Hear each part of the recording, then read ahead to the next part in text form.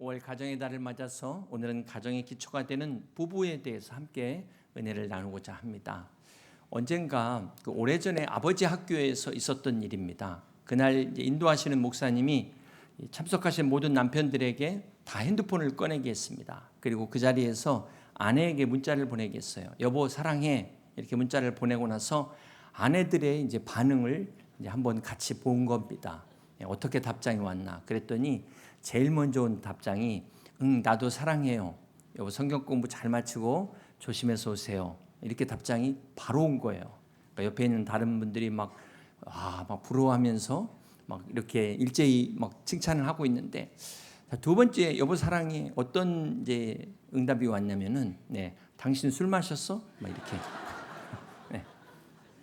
세 번째는 어떤 응답이 왔냐면 뭐야 나 몰래 무슨 사고 친 거야? 솔직히 말해 뭐 이런 답신이 왔다고 합니다. 가장 안타까운 것은 끝내 답장이 없는 아내가 있었어요.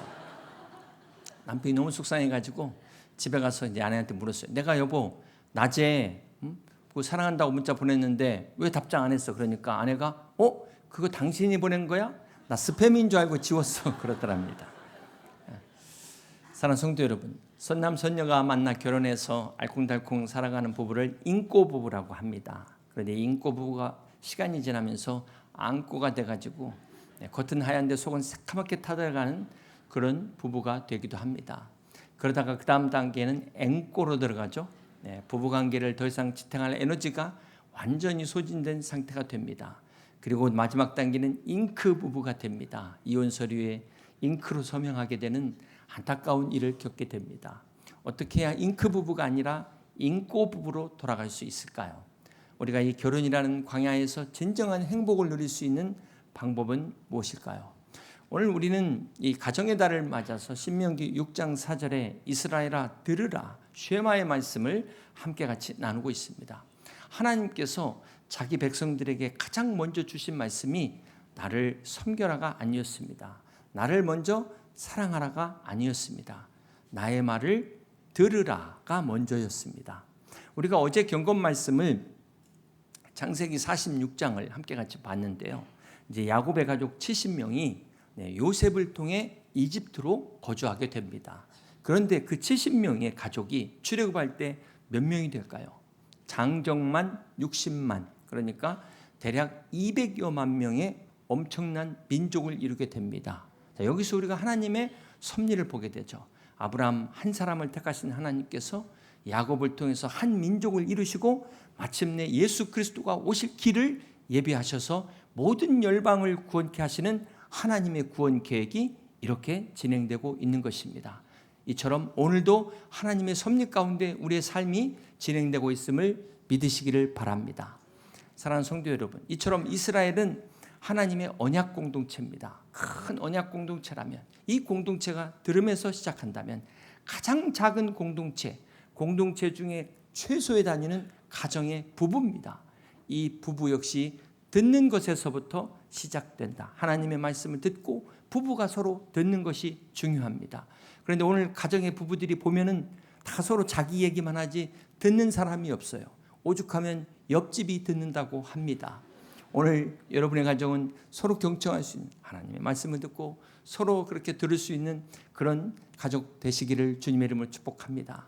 오늘 본문 신명기 24장 5절입니다. 사람이 새로이 아내를 맞이하였으면 그를 군대로 내보내지 말 것이요 아무 직무도 그에게 맡기지 말 것이며 그는 1년 동안 한가하게 집에 있으면서 그가 맞이한 아내를 즐겁게 할지니라. 이런 제도를 우리나라도 받아들이면 얼마나 좋을까. 여러분 성경에 갓 결혼한 남자의 군 복무를 면제해라 그랬더니 1년간 그랬더니 어떤 사람들은 뭐라고 말하냐면 그거 당연한 거야. 지금 이 신랑이 그러지 않아도 집에서 이제 전쟁을 치러야 되는데 군대까지 가면 얼마나 불쌍하냐는 거예요. 이렇게 이야기하는 사람도 있다는 거죠. 여러분 여자가 남자보다 오래 사는 이유가 뭘까요? 아내가 없기 때문이랍니다. 제가 1부 때는 너무 반응이 없어서 실수했나 했는데 감사합니다. 우리가 방금 읽은 신명기 24장 5절에 보면 하나님께서 갓 결혼한 남편에게 1년간 군복무를 면제시켜 주시면서 왜 그렇게 하셨어요? 아내를 즐겁게 하라는 거예요. 여기 계신 남편 여러분, 아내를 즐겁게 하자 한번 삼창 한번 하시겠습니다. 결혼은 아내를 즐겁게 하고 남편을 즐겁게 하고 서로 기쁘게 할 의무를 가지고 있습니다. 문제는 이 기쁨이 길가에 그냥 피는 들꽃처럼 그냥 되는 게 아니라 이 정원의 집안의 꽃처럼 가꿔야만이 피는 꽃이라는 거죠. 달콤한 로맨스로 시작된 결혼이 결코 로맨스만으로 유지되지 않는다는 것입니다. 그래서 오늘 말씀을 통해 부부의 기쁨이 자라는 3가지 토양을 함께 잠깐 살펴보려고 합니다. 자, 첫 번째는 창세기 2장 24절입니다. 이러므로 남자가 부모를 떠나 그의 아내와 합하여 둘이 한 몸을 이룰지로다. 합하여 다박한데요. 그냥 단순히 그냥 함께 있는 게 아니라 완전히 결합해서 떨어지지 않는 상태, 끈끈한 언약적 결합을 의미합니다. 이것을 언약을 히브리어로 베리트라고 하는데요. 가른다, 자른다라는 뜻이 있습니다. 고대 근동에서는 계약을 할 때마다, 언약을 할 때마다 짐승을 잡아 탁 갈라놓고 그 사이를 두 사람이 함께 지나갑니다. 이 언약을 어기면 이렇게 죽는다는, 그래서 이 베리트는 단순한 약속이 아니에요. 피로 새긴 결코 끊을 수 없는 언약이라는 것입니다. 하나님이 우리에게 주신 약속이 이래요. 결혼이 바로 두 사람이, 신랑과 신부가 하나님 앞에서 맺은 언약, 피로 새긴 언약이라는 사실을 잊지 마시기를 바랍니다. 이처럼 결혼은 젊은 남녀 청춘의 막 끓는 감정의 스파크의 결합이 아니라 언약의 결합이다. 그래서 이 결혼의 기초는 감정이 아닙니다. 네, 젊은 사람들이 말하는 그 필링이 아니라 서약이라는 것을 잊지 마시기를 바랍니다. 이 감정이라는 게 날씨와 같아요. 날씨가 얼마나 변덕스럽습니까? 아내의 모든 것이 사랑스럽다가 어느 날 갑자기 막 거스리기 시작해요. 다 마음에 안 들기 시작해요. 그렇게 듬직해 보였던 남편이 막 어느 날 갑자기 너무 답답해. 이 사람이 이렇게 한심한가? 네, 감정이 이와 같다는 거예요. 변덕이 죽을 것 듯이 아침 저녁으로 바뀌는 겁니다. 그렇기 때문에 이 감정만으로는 절대로 결혼을 지탱할 힘이 없어요. 믿음도 마찬가지입니다. 그래서 독일의 유명한 신학자 디트리히 본헤퍼는 이런 얘기를 했습니다. 사랑이 결혼을 지탱하는 것이 아니라 결혼이 사랑을 지탱한다. 결혼이 사랑의 감정의 결과물이 아니라 이 사랑을 지켜주는 제도가 결혼이라는 거예요. 여러분 여기 결혼한 지 한 30년 넘으신 분 계시죠? 한 50년 되신 분도 계실 거예요. 그 긴 세월 동안 한 번도 나는 변한 적이 없다. 네, 한 분도 없을 줄로 압니다. 아마 수도 없이 변하셨을 거예요. 수도 없이. 네. 그런데 변하지 않는 것 딱 하나 있다면 바로 이 서약을 지키고 있다는 것입니다. 미국의 신학자 루이스 스미디즈는 이런 이야기를 했어요. 내 아내는 지금까지 5명의 남자와 결혼 생활을 해왔다. 이게 무슨 말입니까? 그 5명이 모두 자신이었다는 거예요. 신혼 시절에 자기, 직장에서 처음 열심히 일하던 때 자기, 또 자녀를 키우던 자신, 갱년기 시절의 자신, 그리고 지금 노년이 된 자신, 이렇게 5명의 다른 내가 존재하고 있었다는 겁니다. 아내들도 마찬가지죠. 그러니까 우리가 실은 한 사람과 결혼한 게 아니라는 거예요. 세월을 따라 변해가는 여러 사람과 결혼 생활을 하고 있는 것입니다. 그 5명의 사람을 하나로 묶을 수 있었던 것이 무엇이었을까요? 그것이 바로 언약이었습니다. 내가 당신과 함께 일생을 함께 하겠습니다. 검은 머리 팥불이 될 때까지 함께 하겠습니다. 이 약속 때문에 5명이 나와 5명의 아내가 끝까지 한 부부로 살 수 있었다는 것입니다. 스탠리 하우스 교수는 이런 이야기를 했어요. 우리는 언제나 잘못된 사람과 결혼합니다. 아니 이건 또 무슨 말일까요? 우리가 결혼할 때마다 얼마나 신중하게 고민하고 기도하고 또 생각합니까? 그러고 결정을 해도 결혼하는 시간부터 변한다는 거예요. 나만 변하는 게 아니라 상대방도 변한다는 것입니다. 네. 내가 결혼한 그 사람이 5년 후에 그 사람이 아니에요. 10년 후에 그 사람은 더더욱이 아니라는 것입니다. 이처럼 상대도 변하고 나도 변합니다. 어떤 한 남편이 직장 동료들과 함께 점심을 먹다가 휴대폰으로 아내의 사진을 한참 들여다봅니다. 그 모습을 본 동료가 부러운 눈빛을 보면서 아니 결혼한 지 10년이 지났는데 뭐 아내 사진을 보면서 뭐 그게 가슴이 뛰냐고 이렇게 물은 거예요. 그랬더니 이 사람이 가슴이 뛰기는 로또를 보는 기분이야. 로또래요. 그러니까 로또 인생 대박? 아니 어떻게 이런 일이 그랬더니 아니 그게 아니라 안 맞아도 이렇게 안 맞을 수가 없다는 거예요. 지독하게 안 맞는다는 거예요. 이게 맞으면 대박인데 안 맞을 때가 너무 많잖아요. 이 아내도 남편 사진을 핸드폰에다가 딱 저장해 놓고 다니니까 사람들이 물어봐요. 어려운 일이 생길 때마다 이 사진을 보면 용기가 난대요. 그러면서 내가 이 인간도 사람 만들었는데 뭔 일인들 못하겠냐는 거예요. 여러분, 부부의 기쁨이 자라는 첫 번째 토양은 바로 감정이 아니라 서약이 있습니다. 서약.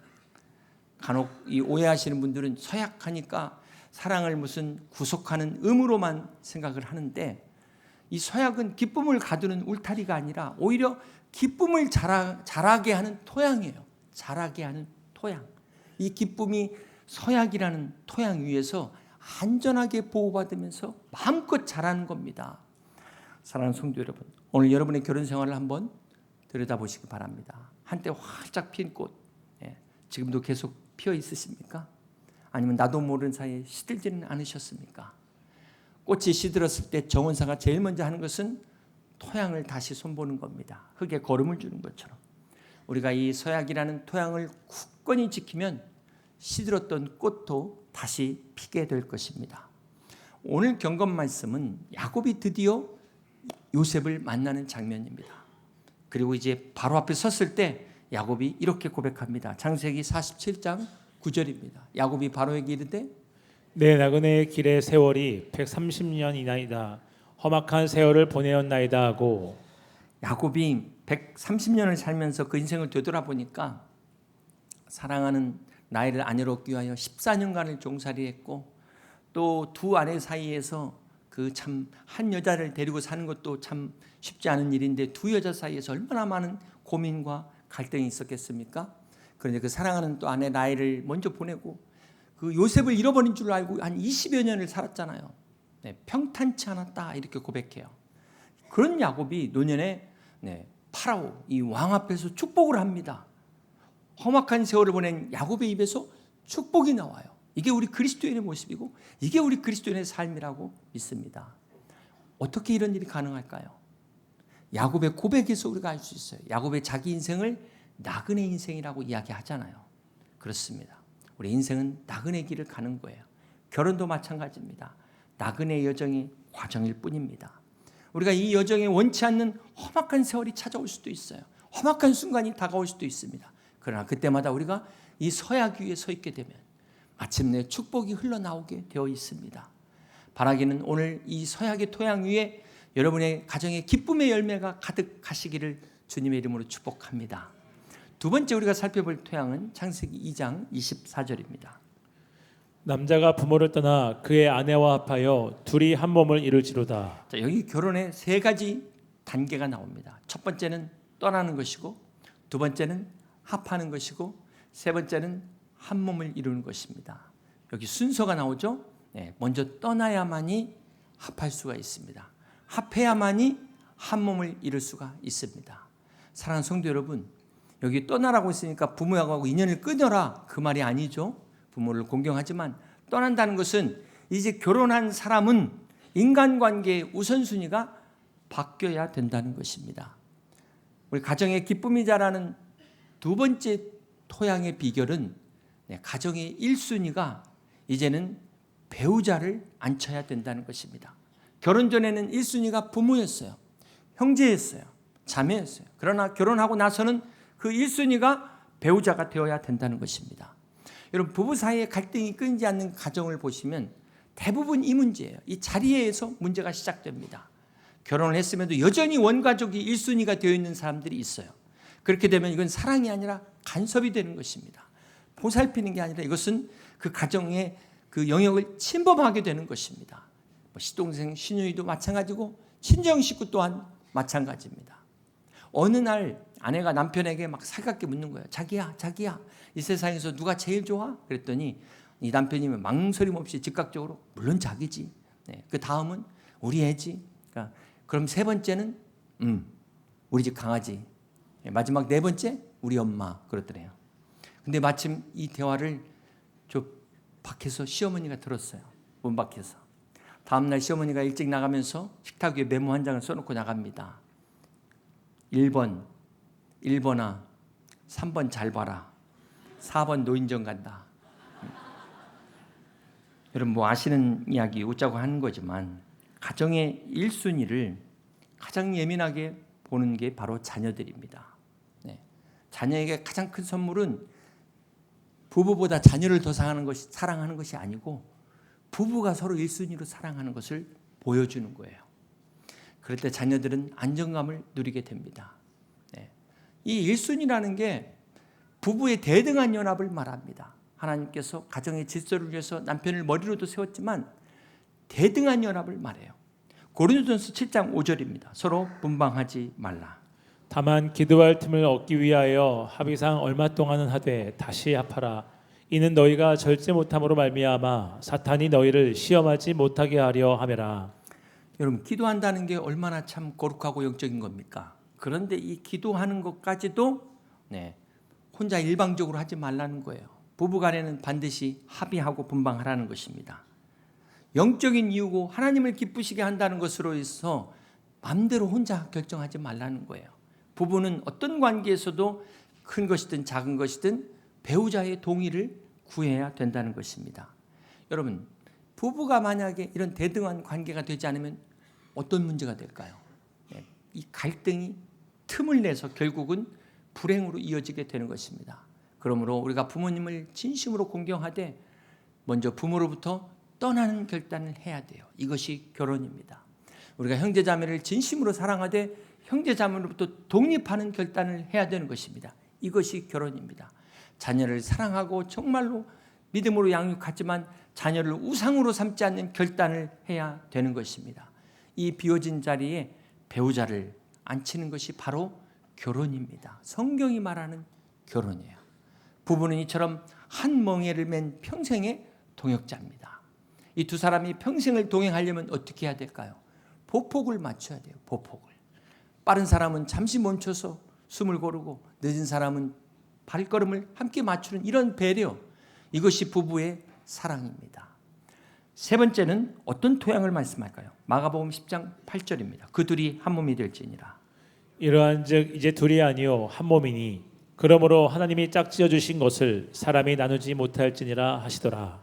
결혼은 남편과 아내 두 사람이 만든 것이 아니라 여기 보면 그러므로 하나님이 짝지어 주신 것이다.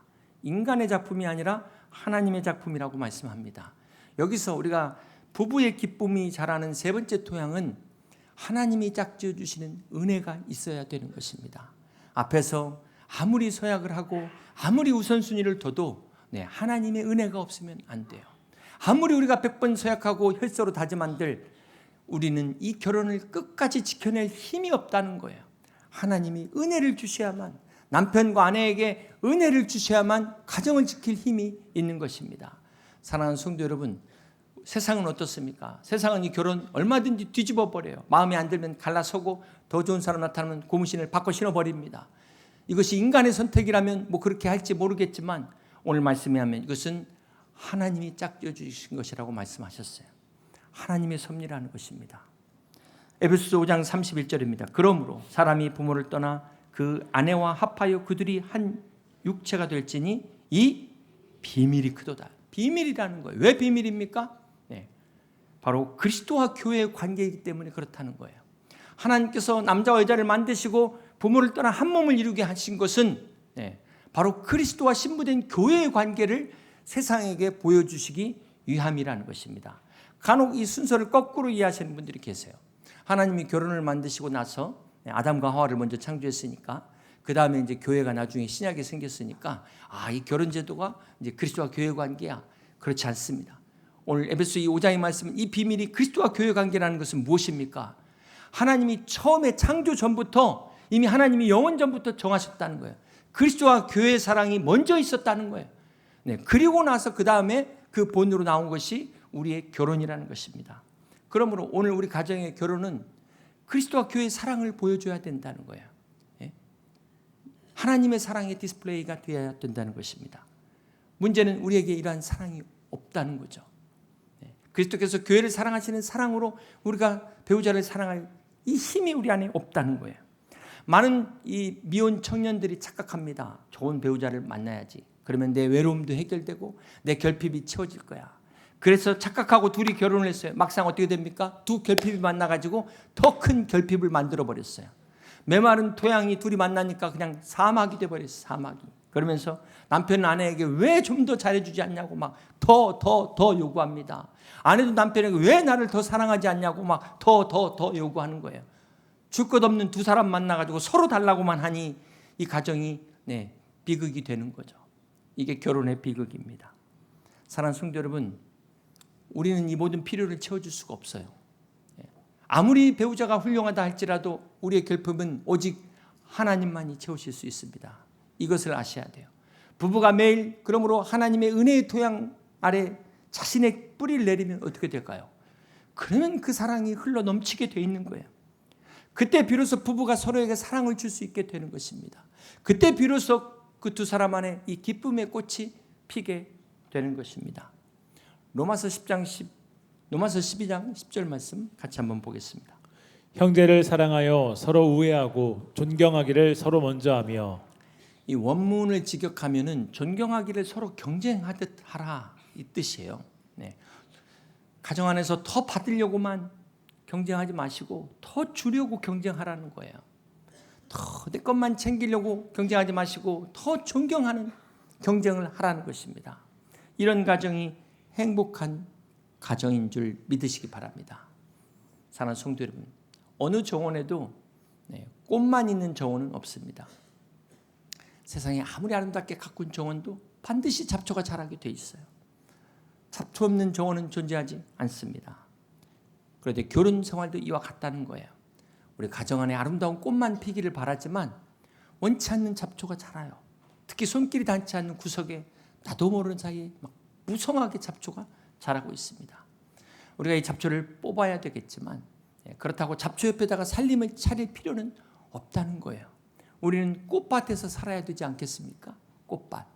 무슨 말입니까? 배우자의 단점은 퇴비더미에다가 다 묻어버리시고 배우자의 장점이라는 꽃밭으로 나오시라는 거예요. 여러분 한번 생각해 보세요. 여러분 결혼하실 때 왜 그 사람을 선택했을까요? 지금은 보이지 않지만 처음에 보였던 그 모습, 그게 사라졌습니까? 그렇지 않습니다. 우리의 시선이 바뀌었을 뿐이에요. 배우자의 약점을 보는 것이 아니라 배우자의 강점을 보는 이 시선, 이게 바로 은혜의 시선입니다. 오늘 이 시선으로 여러분 가정에 매일 기쁨의 꽃이 가득하시기를 주님의 이름으로 축복합니다. 어떤 믿는 가정에 이 집사님 부부가 부부싸움을 했어요. 막 저녁 먹을 시간이 다 됐는데 아내가 막 화가 나가지고 밥도 안 하고 그냥 방송에 들어가 버린 거예요. 문을 닫아버렸어요. 잠궈버렸어요. 남편이 배는 고프죠. 문은 잠겼죠. 이거 어떻게 해야 되나 고민하다가 그러지 않아도 이 성경 공부하고 있는데 암송한 말씀이 생각이 났어요. 그래서 문 앞에 서가지고 큰 소리로 암송을 합니다. 낭독합니다. 계시록 3장 20절. 누구든지 내 음성을 듣고 문을 열면 내가 그에게로 들어가 그와 더불어 먹고, 큰 소리로 외쳤더니 잠시 후 조용하더니만 저 방 안에서 뭔 소리가 들립니다. 요한복음 15장 5절. 너희가 나를 떠나서는 아무것도 할 수 없습니다. 이게 오늘 그리스도인들의 가정의 모습이라는 거예요. 같은 말씀을 보는데 어떤 가정에는 이 말씀이 생명이 되는데 어떤 가정에는 말씀을 가지고 싸우고 있어요. 말씀을 가지고 막 비수를 꽂고 있어요. 여러분 이 차이가 어디에 있을까요? 말씀을 내가 살기 위해 듣느냐? 배우자와 싸우기 위해서 하느냐? 사랑하는 성도 여러분, 결혼 생활의 1순위가 어디에 있을까요? 효도가 아닙니다. 국가를 위한 것도 아닙니다. 바로 부부의 행복입니다. 부부가 정말 행복할 때 효도도 가능한 거예요. 자녀도 건강하게 자라는 것입니다. 나라도 든든히 세워지는 것입니다. 바라기는 여러분의 가정이 그리스도와 교회의 사랑을 세상 가운데 보여주는 천국과 같은 가정 되시기를 주님의 이름으로 축복합니다. 그러기 위해서는 어떻게 해야 될까요? 이 은혜의 세 가지 토양 위에 매일 기쁨의 꽃을 가꾸는 여러분 되시기를 주님의 이름으로 축복합니다. 제가 이렇게 1년 내 가정의 달을 맞아서 특별히 부부에 대해서 설교할 때마다 마음이 걸립니다. 왜냐하면 이 가운데 홀로 계신 분도 계시거든요. 사별하신 분도 계시거든요. 네. 그분들에게는 더 큰 은혜가 있으시기를 주님의 이름으로 축복합니다.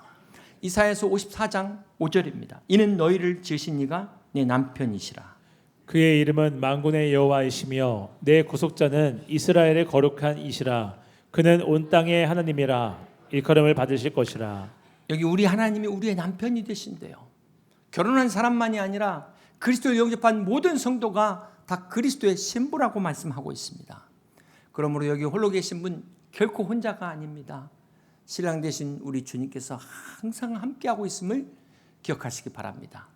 이 시간 우리의 영원한 신랑 되시는 이 그리스도의 사랑이 여러분과 여러분 가정에 충만하시길 주님의 이름으로 축복합니다. 사랑하는 성도 여러분, 사도 바울은 일평생 독신으로 살았어요. 그러나 그의 삶은 누구보다도 결혼한 사람보다 더 풍성한 그리스도의 사랑으로 풍성한 삶을 살았습니다. 고린도전서 7장 32절입니다. 너희가 염려 없기를 원하노라. 장가가지 않는 자는 주의 일을 염려하여 어찌하여야 주를 기쁘시게 할까 하되 장가간 자는 세상 일을 염려하여 어찌하여야 아내를 기쁘게 할까 하여 마음이 갈라지며. 결혼하신 분들은 마음이 갈라질 수밖에 없어요. 배우자를 기쁘게 하기 위해서 마음이 나뉠 수밖에 없습니다. 그러나 홀로 계신 분들은 온 마음으로 주님만을 기쁘시게 할 수 있는 복된 자리에 나갈 수 있다는 것입니다. 중요한 것은 결혼을 하신 분이든 안 하신 분이든 홀로 계신 분이든 우리의 부르심은 한 가지입니다. 우리가 어떤 자리에 있든지 하나님을 기쁘시게 하는 자리에서는 이 자리가 가장 큰 축복의 자리라는 사실을 믿으시길 바랍니다. 시편 37편 4절이 이것을 말씀하고 있어요. 함께 읽습니다. 또 여호와를 기뻐하라. 그가 내 마음의 소원을 내게 이루어 주시라. 그렇습니다. 행복은 우리가 무엇을 성취하는 데 있지 않습니다. 하나님을 즐거워하는 데 있습니다. 이 하나님을 즐거워하는 이 기쁨이 우리 인생의 진정한 행복이요 축복임을 믿으시기를 바랍니다. 이제 말씀을 정리합니다. 사랑하는 성도 여러분, 주님 오시는 그 마지막 날 교회는 어린 양의 혼인잔치의 신부로 초대를 받게 될 것입니다. 그 말씀이 계시록 19장 7절입니다. 우리가 즐거워하고 크게 기뻐하며 그에게 영광을 돌리세. 어린 양의 혼인 계약이 이르렀고 그의 아내가 자신을 준비하였으므로. 여기 어린 양 예수 그리스도와 그의 아내 교회를 혼인잔치, 결혼관계로 설명하고 있습니다. 그러므로 이미 결혼하신 분도 홀로 사시는 분도 그날 한자리에 서게 될 것입니다. 어린 양의 신부로 우리가 다 같이 주님을 맞이하게 될 것입니다. 그러므로 우리에게 가장 중요한 것이 무엇입니까? 우리의 영원한 신랑 되신 그리스도께서 지금도 여러분을 사랑하고 있다는 거예요. 여러분의 가정을 축복하고 있다는 것입니다. 하나님의 사랑은 변하지 않는 서약 위에 굳건히 서 있습니다. 하나님 앞에 우리가 바로 영원한 일순이라는 것 잊지 마세요. 여러분이 하나님의 일순입니다. 하나님의 사랑은 한 번도 메마른 적이 없는 은혜의 토양 위에서 오늘도 우리에게 한없는 한량없는 은혜를 내려주십니다. 오늘 이 사랑 안에서 우리의 마음이 머물고 우리의 가정이 이 기쁨을 누리는 복된 가정 되시기를 주님의 이름으로 축복합니다. 이 하나님의 사랑과 예수 그리스도의 사랑 안에 여러분 매일매일 기쁨을 가꾸므로 여러분의 가정이 말씀 안에 믿음 안에 든든히 세워져가는 복된 가정 다 되시기를 주님의 이름으로 간절히 축원합니다. 우리 말씀을 생각하시면서 함께 같이 축복하시면서 찬양하고 기도하시겠습니다.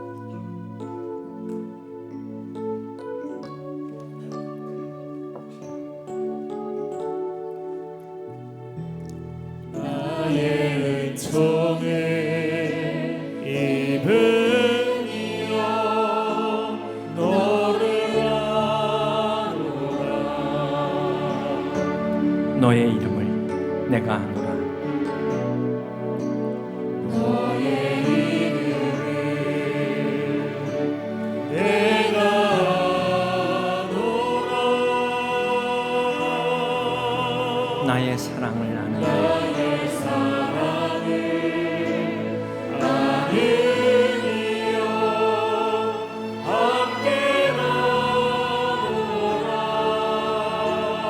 내가 너로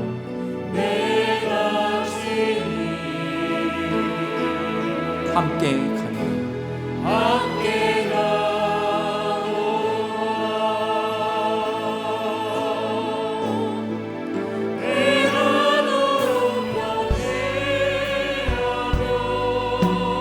나의 모든 수다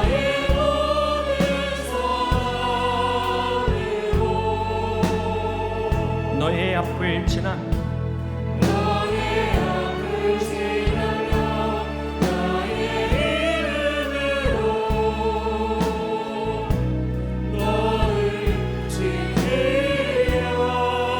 나의 은총을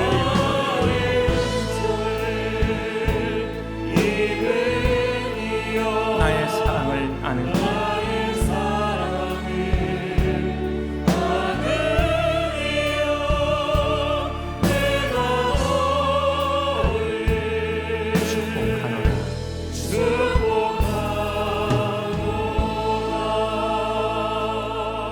이 시간 우리의 가정을 축복하면서 함께 같이 기도하길 원합니다. 특별히 우리 부부들을 우리 같이 위해서 함께 같이 기도하길 원합니다. 우리 부모님들 또 자녀들 위해서 함께 같이 기도하길 원합니다. 또 홀로 계신 분들 영원한 신랑 되신 그리스도의 사랑으로 충만하도록 주님께서 그분들의 보호자가 되어주시고 인도자가 되어주시도록 신랑이 되어주시도록 같이 한번 기도하시겠습니다. 또 우리 가정이 매일 이 은혜의 토양 위에 기쁨을 가꾸는 기쁨의 꽃이 피는 그런 아름답고 복된 가정 될 수 있도록 같이 한번 기도하시겠습니다.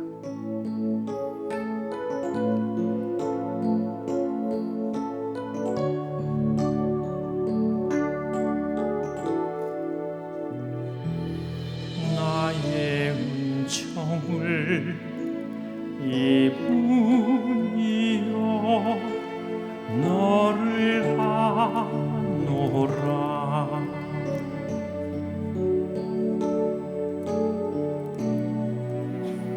너의 이름을 내가 아노라.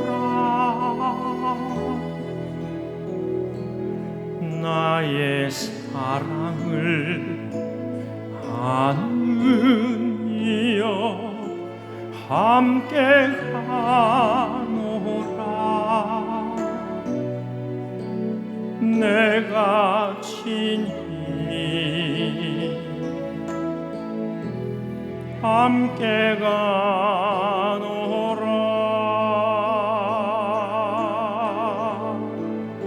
내가 너로 변케하며 나의 모든 선함으로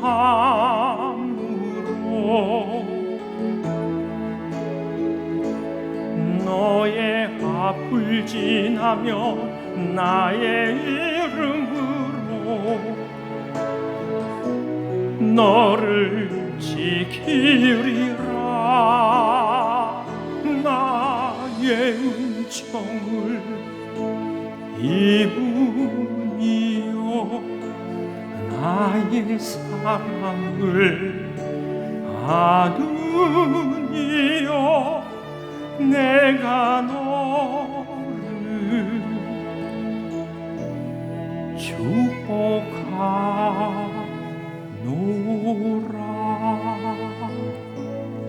다 같이 일어나서 나의 영혼, 나의 은총, 나의 은총에 입을